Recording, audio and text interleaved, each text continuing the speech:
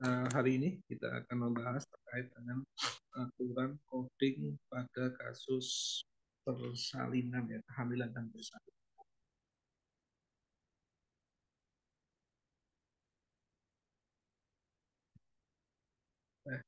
Nah, di sini untuk istilah ya yang akan sering muncul, yang akan sering menjadi literem di ICD-10.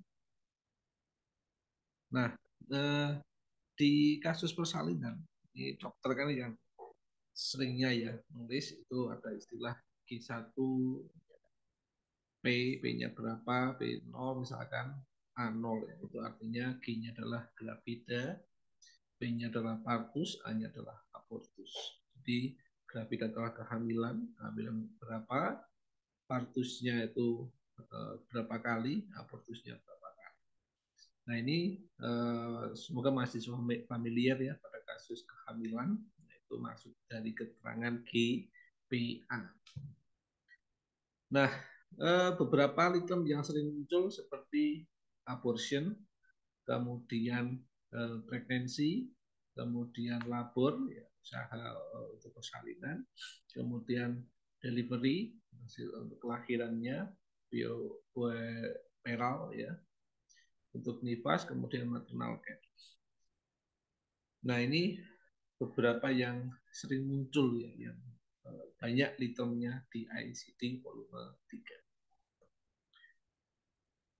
Untuk kehamilan sendiri ini terdiri dari 8 blok.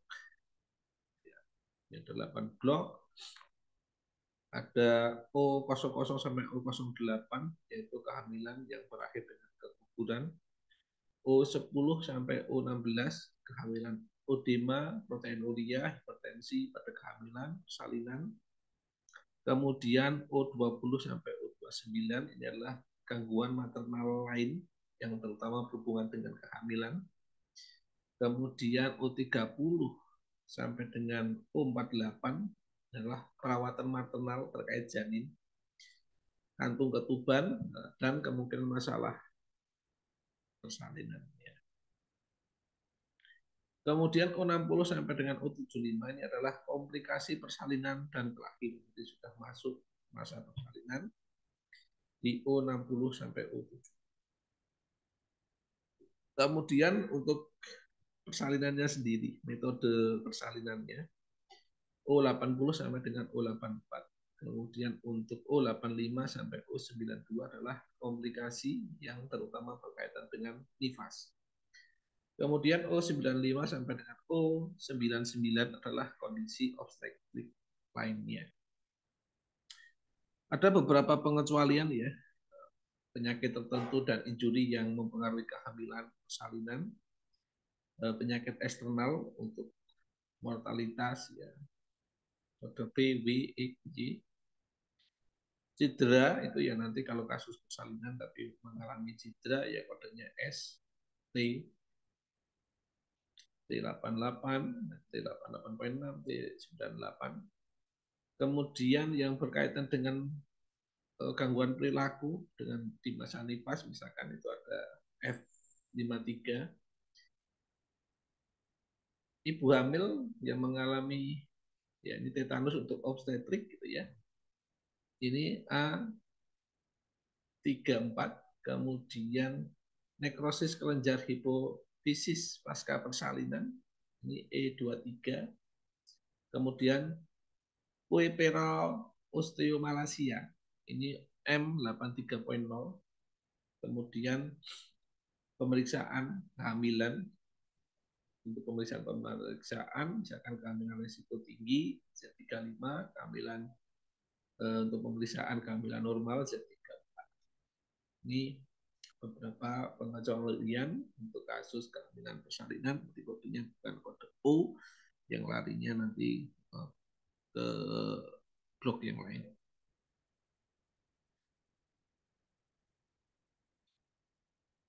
Nah, ada kasus persalinan ini cara mengidentifikasi ya untuk mana aja yang perlu dikode. Yang pertama adalah identifikasi dulu ya kondisi kehamilannya. Nah, ini mulai dari masalah kehamilan, ada nggak masalah kehamilannya? Ya, antara U10 sampai U48 itu ya. Kemudian ada nggak masalah persalinannya ya ketika sudah mengalami pembukaan ya. O60 sampai dengan O75. Kemudian mungkin ada beberapa yang tambahan ya, komplikasi obstetrik lainnya jika diperlukan.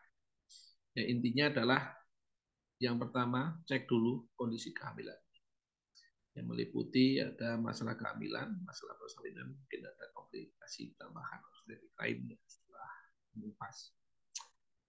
Kemudian yang kedua adalah metode lahir, itu kodenya adalah O80 sampai dengan O84. Kemudian untuk outcome persalinannya, ini outcome-nya apa? Apakah dia lahir tunggal, apa lahir kembar, hidup atau mati? Nah, ini untuk paket dari kasus persalinan.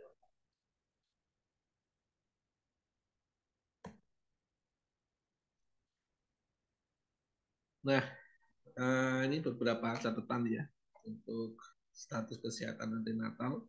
Nah, ini umumnya adalah pasien lewat jalan. Misalkan pasien kontrol kehamilan normal aja gitu ya. Itu kodenya Z34.0, kontrol kehamilan normal tetapi bukan kehamilan pertama gitu ya. Misalkan hamil kedua, hamil ketiga itu Z34.8. Nah, ini untuk kode Z34.0, Z34.8 ini adalah ketika kondisinya baik-baik saja ya, dikontrol saja. Kontrol tidak ada masalah. Tapi kalau ada masalah ya tentu tidak dipakai kode ini. Kemudian kontrol kehamilan dengan riwayat abortus, ya, misalkan pasien sering keguguran, ya udah pernah keguguran, nah, itu Z35.1.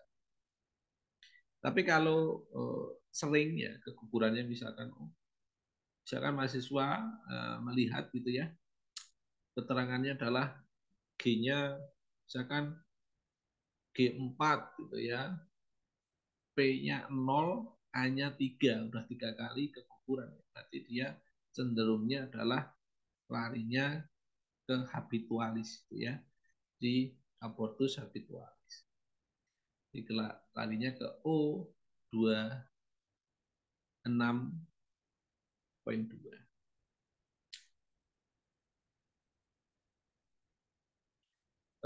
Z35.2 adalah untuk kontrol kehamilan dengan riwayat obstetrik jelek. Ya, termasuk misalkan pernah melahirkan ya, tapi kondisi si janin mati gitu ya. Nah, itu masuk Z35. Z35.3 adalah kontrol kehamilan dengan riwayat antenatal care yang tidak adekuat. Kemudian Z35.4 adalah kontrol kehamilan dengan grade multipara. Kemudian Z35.5 itu adalah kehamilan dengan limi tua. Z35.6 itu kehamilan dengan limi muda. Jadi gini ya, jadi kalau usia kehamilan ini juga mempengaruhi untuk kodenya.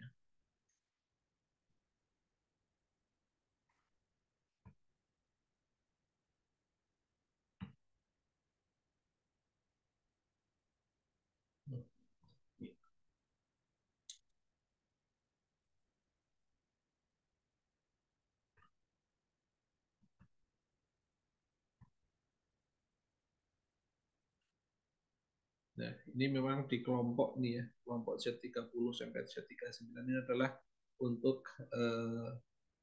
berkaitan dengan sirkumsisi dan reproduksi gitu ya.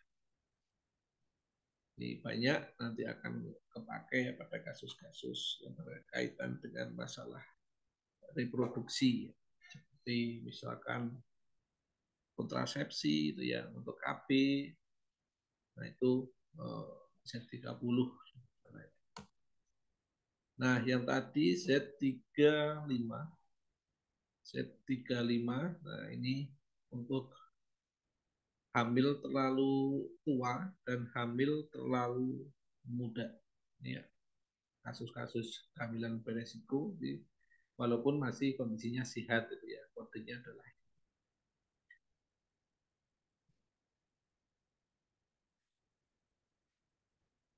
Nah, hamil primi eh, untuk tua itu ya, usia tua itu adalah usia di atas 35. Nah, kalau terlalu muda itu belum begitu siap gitu ya, itu adalah dikurang dari 16 tahun.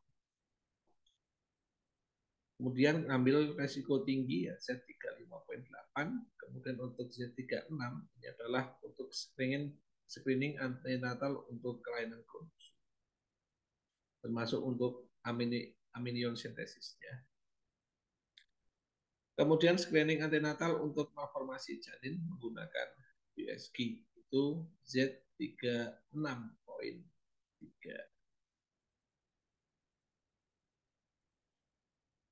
Beberapa kode dirawat jalan, kasus-kasus kehamilan salinan. Nah, ini beberapa kode lain ya. Seperti Z39 ini adalah untuk kontrol postpartum di klinik. Z48.0 ini misalkan eh, pasiennya operasi gitu ya. Dan ini untuk kontrol luka pembedahan. Nah, misalkan pasiennya operasi sesar gitu ya.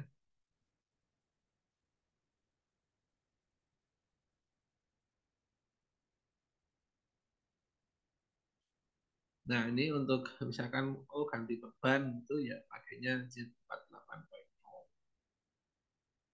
Kalau nggak ada pergantian itu hanya kontrol untuk luka operasi pembedahan aja, Z48.9.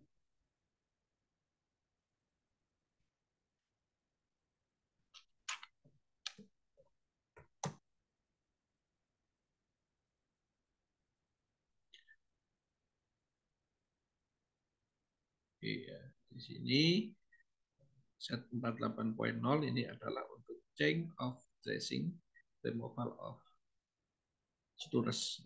Jadi kalau misalkan ada pergantian beban, itu masuk Z48.0. Ganti beban, angkat jahitan, masuk di sini. Kemudian O85 ini adalah eh, febris atau sepsis pada masa nifas itu ya. Kemudian infeksi luka pasca persalinan ini O86.0. Kemudian O90.0 untuk luka SC ini ya. Defisen luka SC.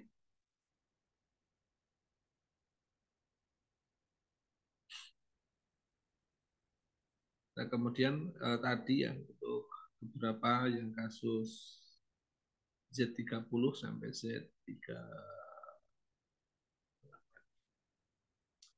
Z30 sampai dengan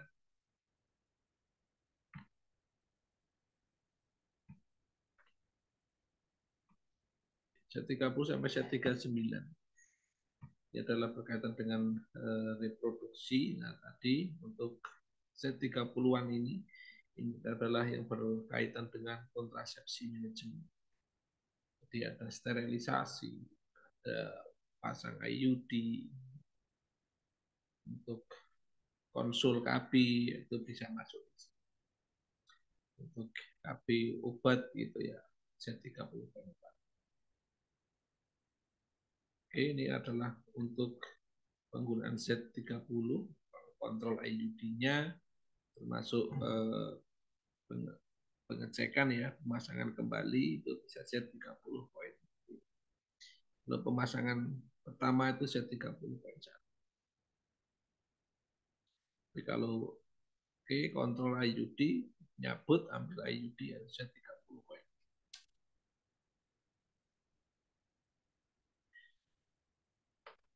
Oke, kita kembali awal blog. untuk kasus kehamilan persalinan mulai dari O00 sampai dengan O08. Itu blok satunya. Jadi ada 8 blok ya. Oke, kita kembali ke kasus kehamilan dan persalinan.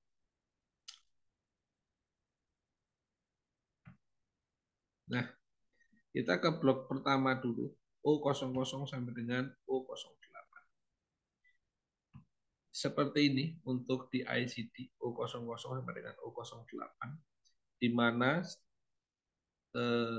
ini ya, di awal O00 sampai O08 ini ada beberapa poin ya. Poin 0 adalah incomplete, poin 1 incomplete, ya, incomplete dengan masalah genital tract and pelvic infection.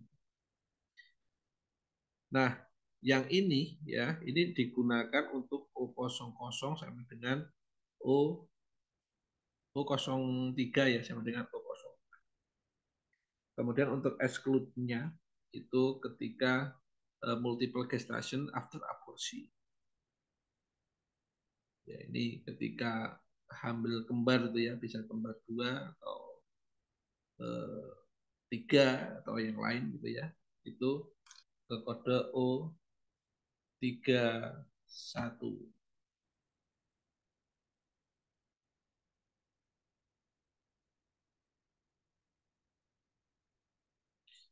Jadi misalkan yang meninggal itu bisa saja nggak semua itu ya, bisa salah satu, bisa nanti larinya ke O31.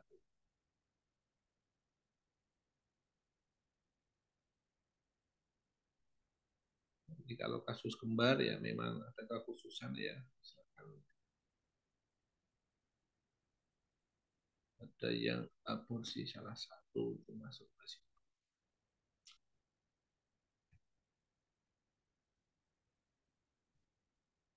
Oke, O00 adalah kehamilan ektopik. Jadi hamil di luar rahim ya.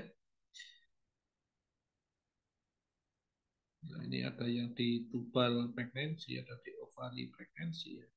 Yang dimana ya seharusnya kalau hamil itu ya, itu di rahim, di uterus berkembangnya janin. Nah, ini berkembangnya ternyata salah posisi. Kemudian O01 tidak di formal, ya, hamil anggur ya istilahnya, itu O01. Ini adanya konsepsi produk yang abnormal ya, tidak normal. Pembuahannya yang tidak normal. Ini masuk di sini.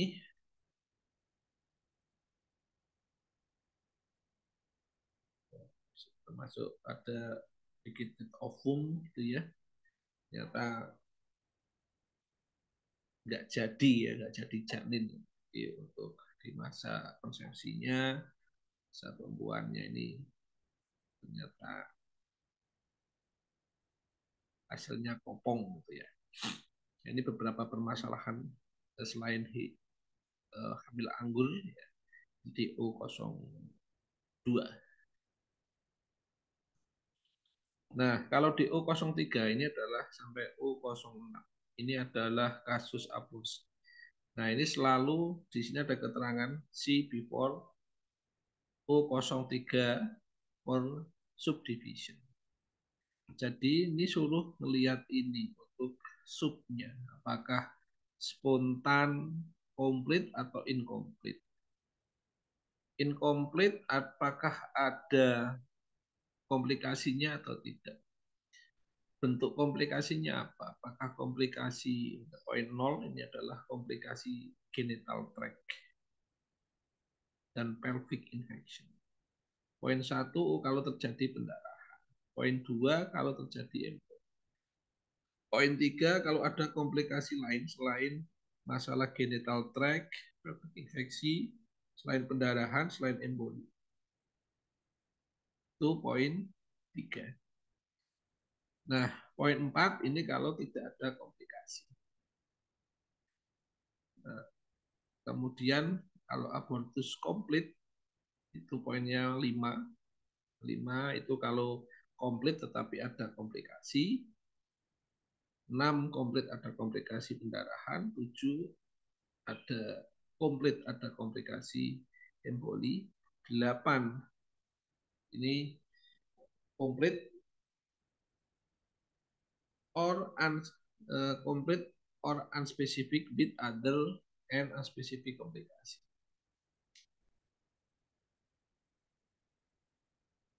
Jadi kalau yang ini komplit tapi dengan komplikasi yang bukan komplikasi genital tract, bukan komplikasi di saluran genitalnya, atau komplikasi pendarahan atau emboli. Nah, poin 9 ini adalah komplit yang tanpa komplikasi. Nah, untuk menjelaskan nanti ya, untuk menjelaskan komplikasinya, jadi sini ini ada note ya di O08.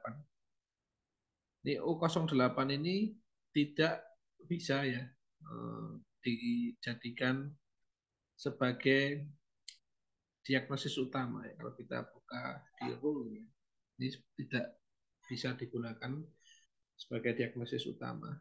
Kalau saat terjadinya aborsi itu ya, ini sebagai sekundernya. Jadi kalau tadi ya misalkan pasien mengalami abortus incomplete, terus mengalami komplikasi endometritis gitu. Endometritis oh berarti dia adalah termasuk genital tract and pelvic infection. Jadi O06 O06 poinnya adalah poin 0 karena mengalami komplikasinya tadi adalah misalkan komplikasinya endometritis ya, sehingga poin 0 jadi dia masuk golongan di pelvic ya, genital tract and pelvic infection. Nah, kemudian ditambahkan O08.0. Ini sebagai diagnosis sekundernya. Nah, untuk O07 ini adalah violent aborsi ya. Jadi untuk kegagalan dari aborsi ini masuk di O07 poin.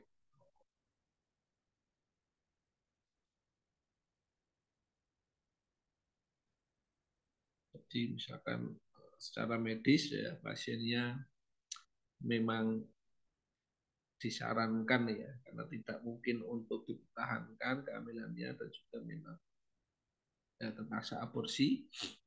Nah ini ternyata gagal, ini masuk di U07.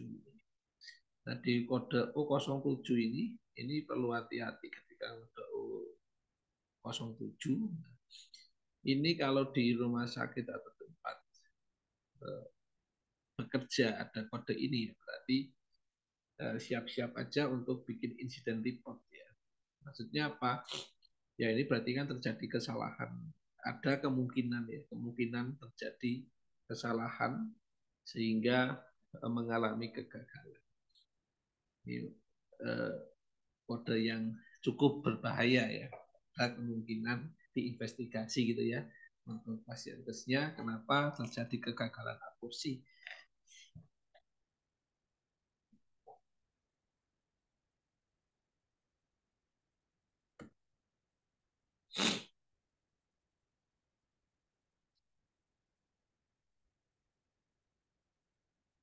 Nah, untuk aborsi ini adalah berakhirnya suatu kehamilan ya akibat hal tertentu pada atau sebelum kehamilan tersebut berusia 22 minggu.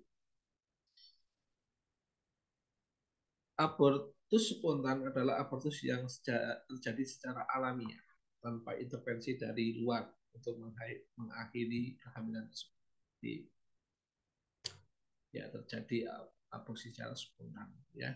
Kemudian abortus iminen ini adalah pendarahan dari uterus pada kehamilan sebelum 20 minggu, di mana hasil konsepsi masih dalam uterus tanpa adanya dilatasi sel. Jadi intinya nih konsepsinya masih dalam uterus ya. Jadi belum benar-benar aborsi itu ya, belum sampai keluar. Nah ini termasuk kalau di kodenya ya masih kehamilan yang mengancam, walaupun kecil sekali kemungkinan selamat, tapi sebenarnya masih, karena masih konsepsinya masih dalam uterus, bisa saja ada keajaiban si janin bisa dipertahankan. Abortus buatan adalah abortus yang terjadi akibat intervensi tertentu yang bertujuan untuk mengakhiri proses kehamilan. Ya, tadi yang masuk kode O07 itu adalah yang kasus ini.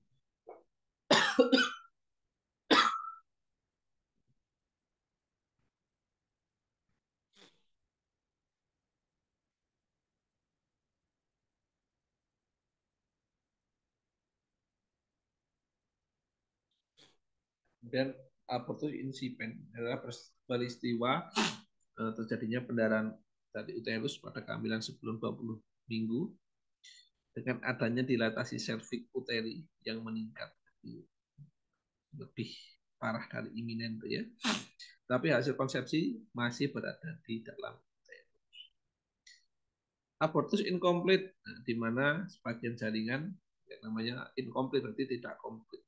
Harusnya kan keluar semua, nih masih ada sisa.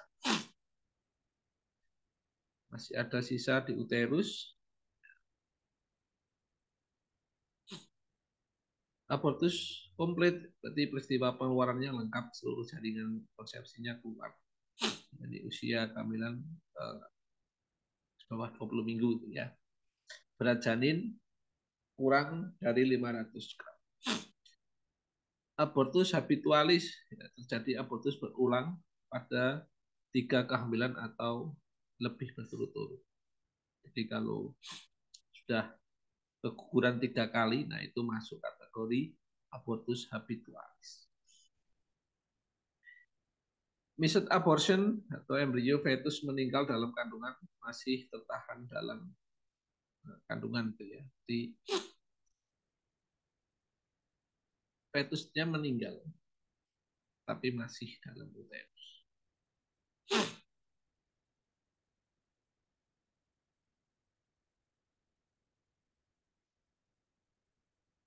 Kehamilan etopik, kehamilan yang di luar rahim. Nah, ini sudah saya jelaskan tadi untuk U03, U08 tidak bisa dijadikan kondisi utama kecuali episode perawatannya itu sudah berbeda itu ya. Jadi misalkan saja ini bisa aja sih jadi utama, tapi misalkan si pasien misalkan abortus tanggal 1 sampai 2 kan, terus pulang. Nah, itu adalah pada episode pertama tentu diagnosis utamanya adalah abortusnya. Nah, abortus spontan atau abortus eh, ya abortus spontan komplit atau inkomplit. Nah, kemudian misalkan pasien kok masuk lagi itu tanggal 5 ya di periode yang berbeda. Terjadi komplikasi pendarahan setelah abortus. Kalau dirawat, kondisi utama dapat menggunakan kode U08.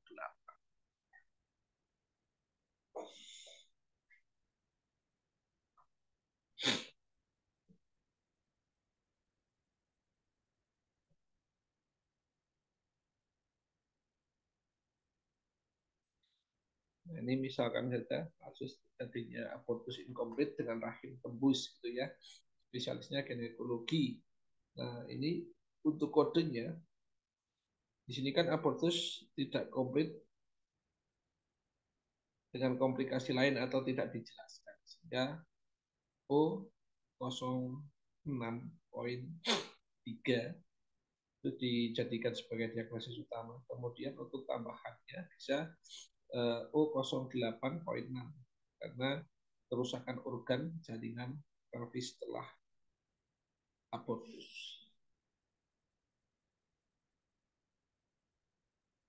Karena mengalami rahim tembus.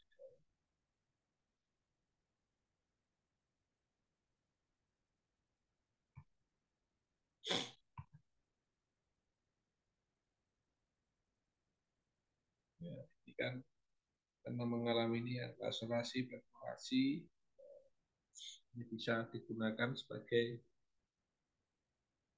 menerangkan ya, untuk masalah apa yang mengikuti dari aborsinya.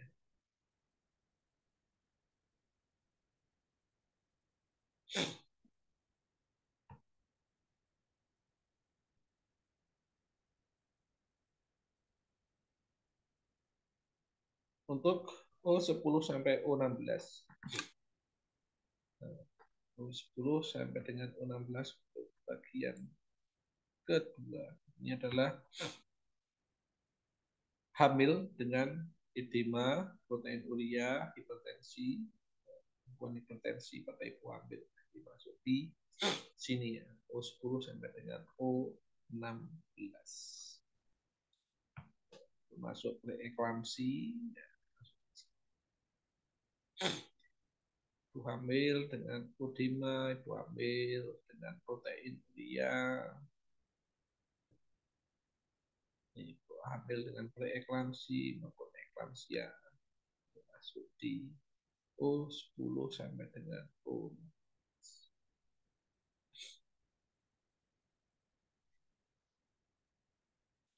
Edema adalah penumpukan cairan tubuh pada ibu hamil, merupakan awal penyebab munculnya pembengkakan atau edema di bagian tubuh tertentu pada ibu hamil.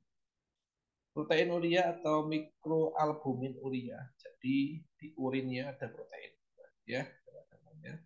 Di kondisi abnormal, tingginya protein yang ditemukan dalam sampel urin. Di urinnya ada protein. Harusnya urin itu kan steril ya. Jadi kok malah proteinnya masih banyak. Eklamsia, preeklamsia. Preeklamsia ini adalah timbulnya hipertensi dengan albumin urea atau edema pada kehamilan 20 minggu. Dia ada hipertensi, dia juga mengalami urea atau edema, dimasuk di preeklamsia. Eklamsia ini lebih berat lagi ya, tahapnya, levelnya. Mengalami kejang atau koma tanpa penyebab lain yang terjadi pada periode waktu yang sama. Jadi preeklamsia naik level lagi ke eklamsia. Kejang atau koma.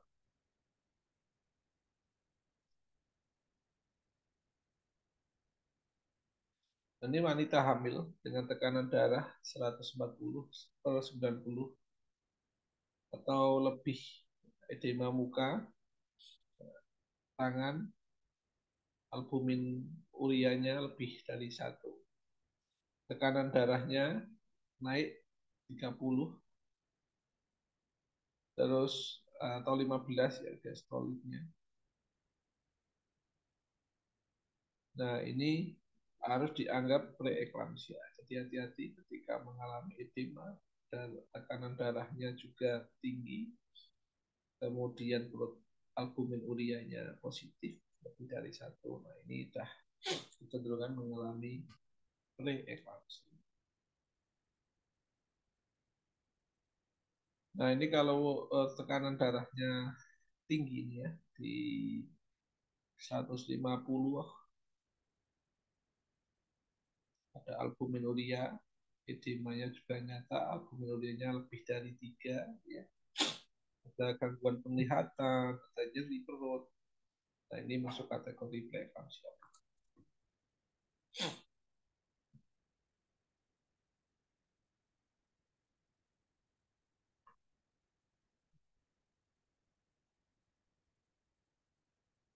Kemudian eh,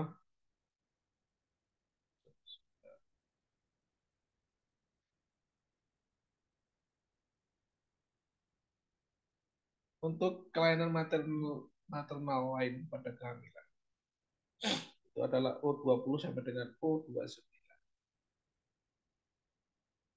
O24 sampai O25 melibatkan kondisi berikut walaupun terjadi bisa pada waktu melahirkan atau nifas.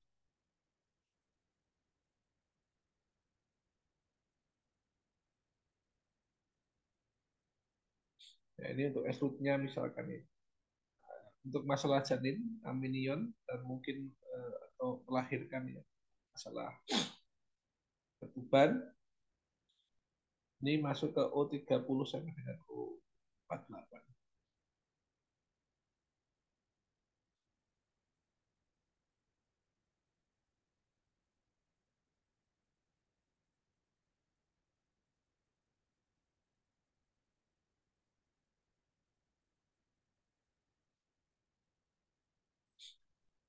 Jadi di sini ya,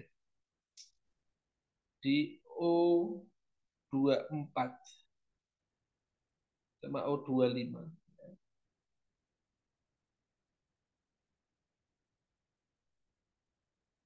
ini adalah untuk hamil dengan diabetes, kemudian O25 ini lahir dengan masalah malnutrisi.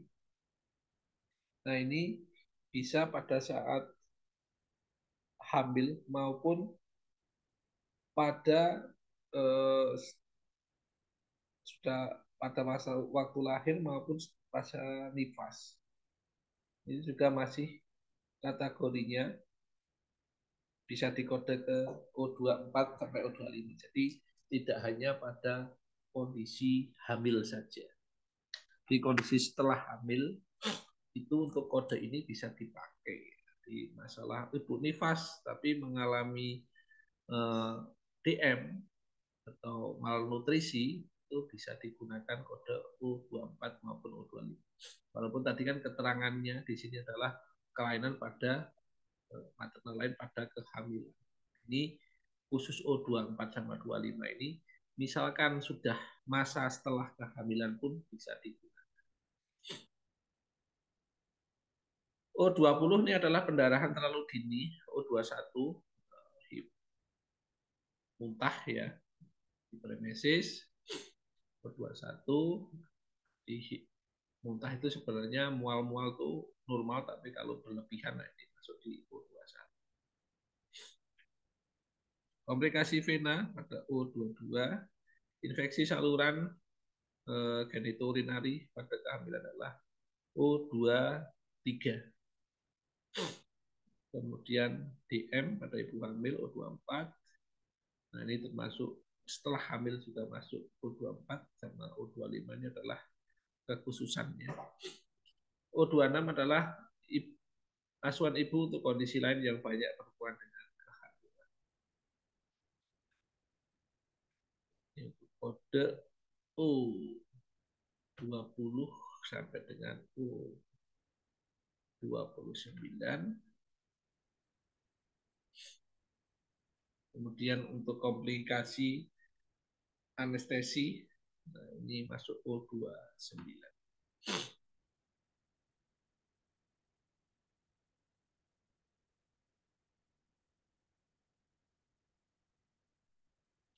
Nah ini ada exclude-nya ya. Kalau komplikasinya terjadi sebelum persalinan masuk ke O74.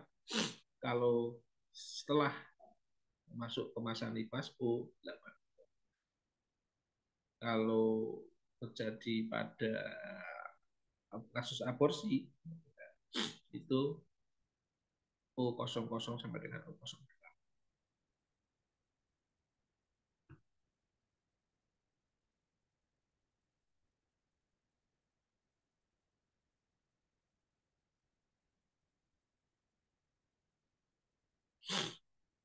Nah, O28 ini adalah adanya kondisi abnormal ya pada saat kehamilan. Nah, tapi nanti di sini ada exclude-nya juga kalau tentang spesifik ya nanti bisa ke kelompok O30 sampai dengan O48.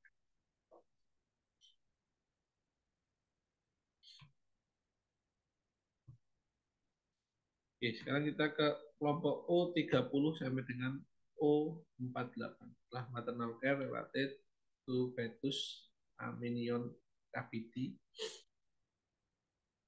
Ya.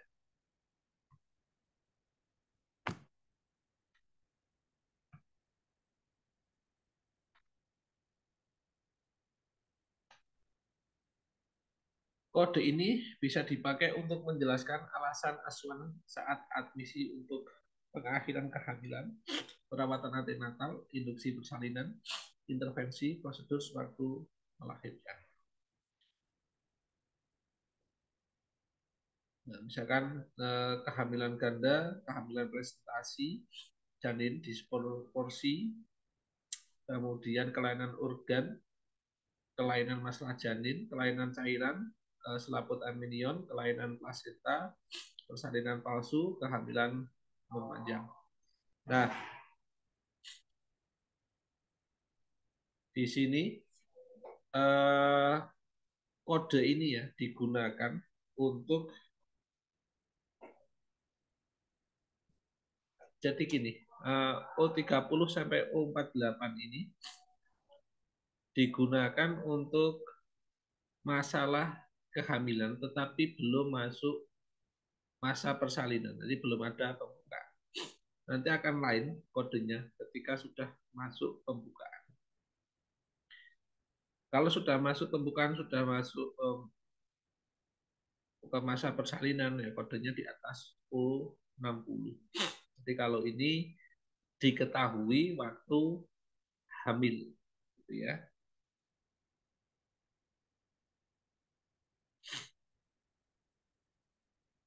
O30 adalah multiple gestasi, hamil kembar, hamil ganda itu O30. O31 adalah komplikasi yang khusus pada kehamilan ganda. Misalkan salah satunya presentasi masuk O32.5. Kembar siam penyebab disproporsi di USG ya terjadi. Oh tahu nih ada kembar siam sehingga menyulitkan ya nantinya kalau untuk lahir normal.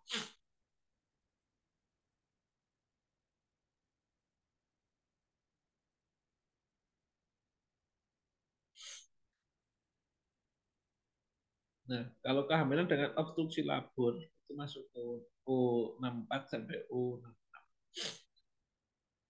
Kehamilan tertunda kembar kedua dari kehamilan. Jadi kalau sudah masuk kelahiran, masuk ke masa ada pembukaan, itu larinya pasti ke di atas O60.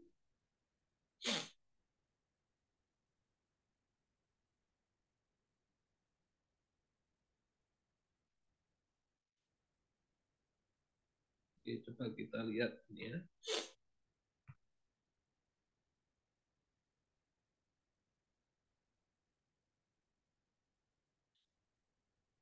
Ini O30 ambil kembar. Nah, di O32 ini ya.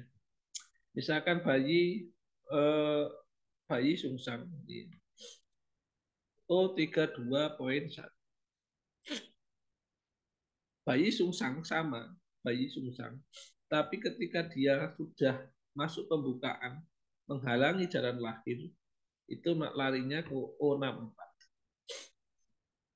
O64.1 ini adalah bayi sungsang juga, sama-sama bayi sungsang. Tetapi bedanya, yang O32 ini adalah bayi sungsang ketika di USG itu ya, lagi kontrol USG, oh letaknya sungsang. Ya udah, itu kodenya adalah O32 tadi ya.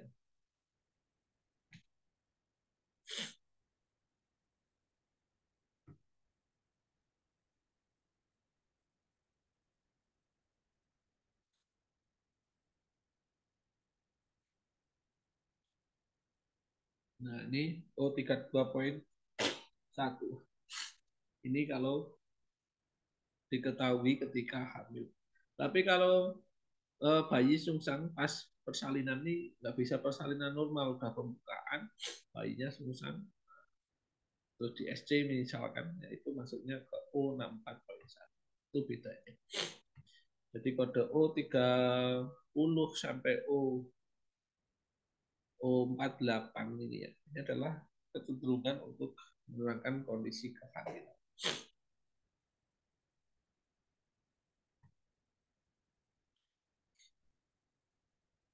Oke. Kemudian untuk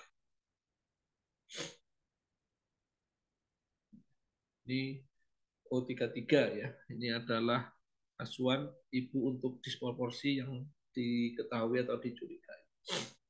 Disproporsi ini adalah kesenjangan atau perbandingan ibu dan janin, misalnya ukuran lingkar pinggulnya ya, nggak muat gitu. Ukuran panggulnya terlalu sempit, tidak sesuai dengan lingkar kepala janin, ini masuk pada O33. Nah, tapi kalau kondisinya ini diketahuinya adalah saat persalinan, kita menghambat jalan lahir, itu masuknya kodenya ke O65. Jadi, oke, kalau sudah pembukaan, oh nggak bisa lahir mampet karena proporsi pinggulnya terlalu kecil, jadi bayinya nggak bisa keluar, nah, itu ke O65.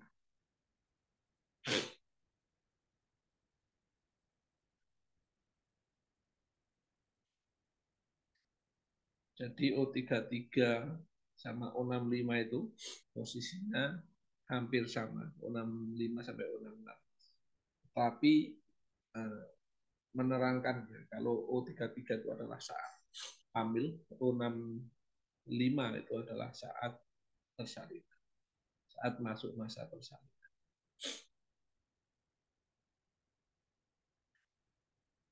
Nah, untuk O34 dan O35 ya. O34 ini adalah maternal care for no or suspect abnormality of pelvic organ. Kemudian O35 itu maternal care for suspect fetal abnormality and damage.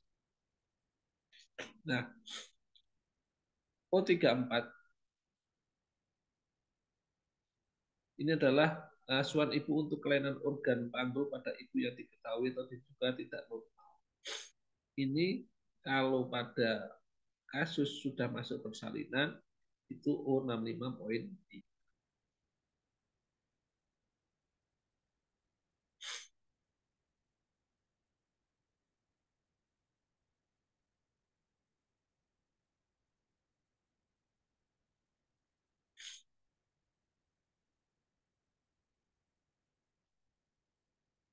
Nah, ini kalau untuk O35 ini misalkan katanya masalah janin itu ya, yang diketahui atau dicurigai. Sehingga eh, ini include-nya adalah kondisi pada janin sebagai alasan untuk observasi, perawatan atau asuhan obstetrik SC sebelum persalinan kala satu dimulai. Jadi intinya ini kan belum kala satu dimulai, berarti belum ada pembukaan. Diketahui ada masalah janin, ini adalah O35, ya ada masalah janin yang dicurigai nggak normal gitu ya, itu masuk O35. Nah, O36 di sini adalah asuhan ibu untuk masalah lain yang diketahui atau dicurigai pada janin. Exclude-nya adalah kelahiran yang dipersulit oleh stres di stres janin O68. Kalau untuk sindrom transfusi plasenta O43 untuk exclude-nya. Jadi kalau masuk fetal stress gitu ya. Ya, itu O68. Jadi fetal stress sudah masuk masa persalinan itu masuk O68.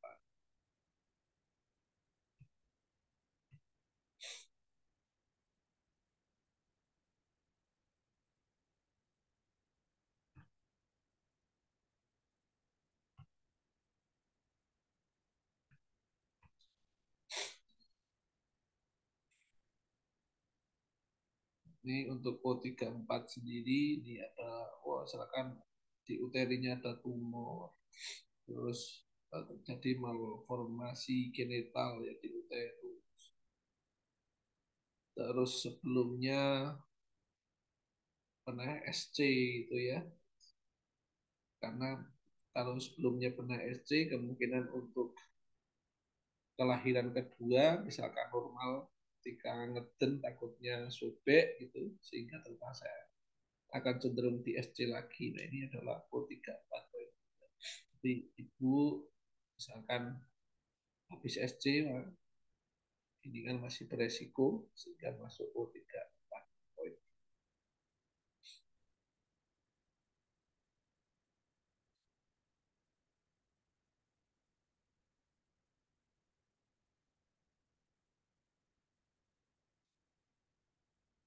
Ini misalkan maternal care dengan masalah kromosom, masalah fetus from alkohol ya, karena alkohol, karena obat yang dimaksud di sini diambil dengan resiko itu tadi.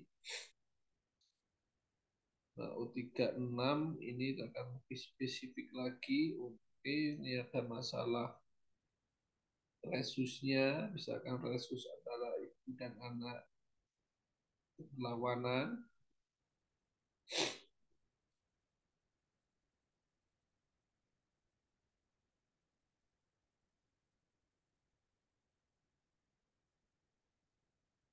Sampai O40. O40 adalah polihidraminium. Jadi masalah di air ketubannya ini masuk ke O40.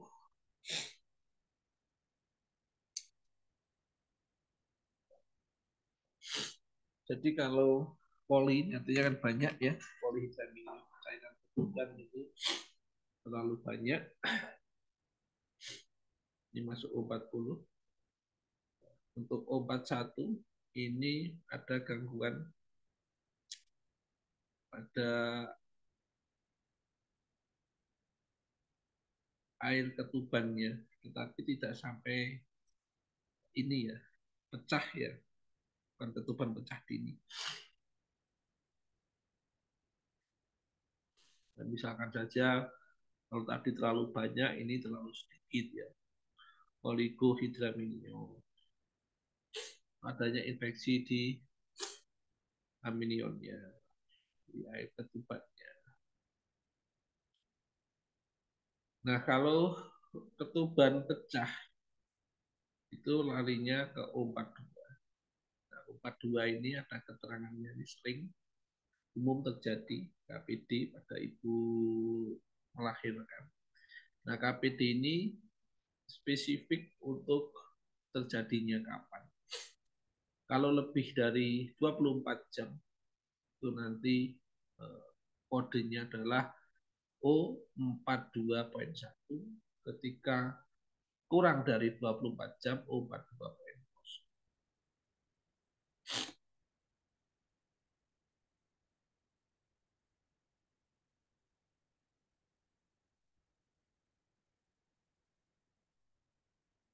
Kemudian untuk O43 adalah placenta disorder.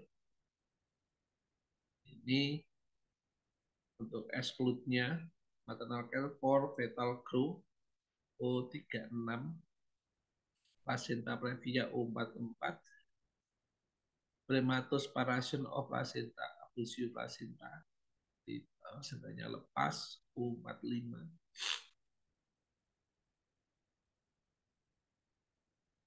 Jadi untuk O43, O43.2 ini adalah terjadinya pelekatan plasenta. Di plasentanya melekatnya tidak wajar, ya. Tidak normal, itu masuk ke O43.2.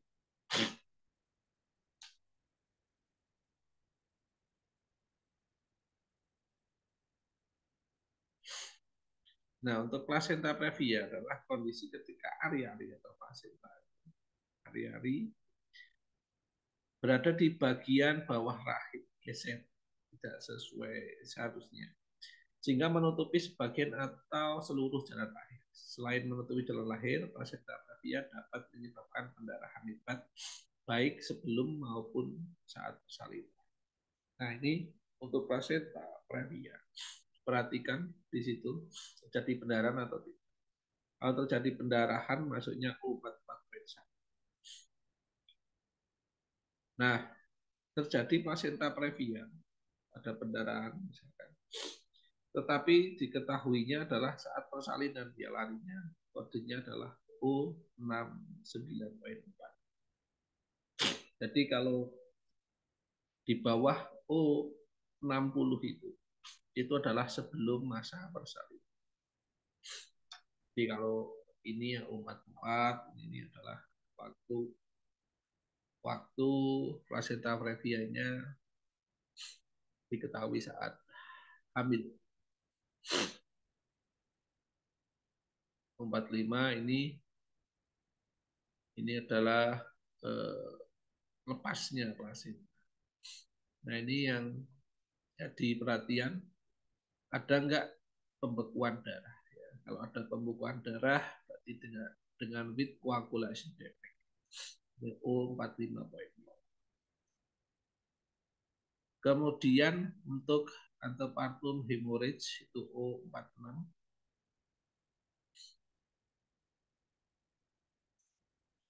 Kemudian untuk false labor atau kontraksi palsu adalah kontraksi dengan pola tidak teratur yang kerap hilang timbul. Jadi sebelum sebelum bersalin beneran itu kadang ibu hamil itu mengalami kontraksi palsu.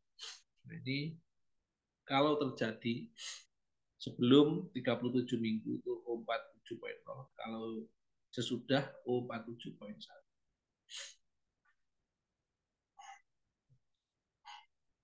Nah, untuk prolong pregnancy, jadi eh, lahir itu harusnya di usia 37 sampai 42 minggu. Kalau di atas 42 minggu berarti dia masuk kategori postterm, ya.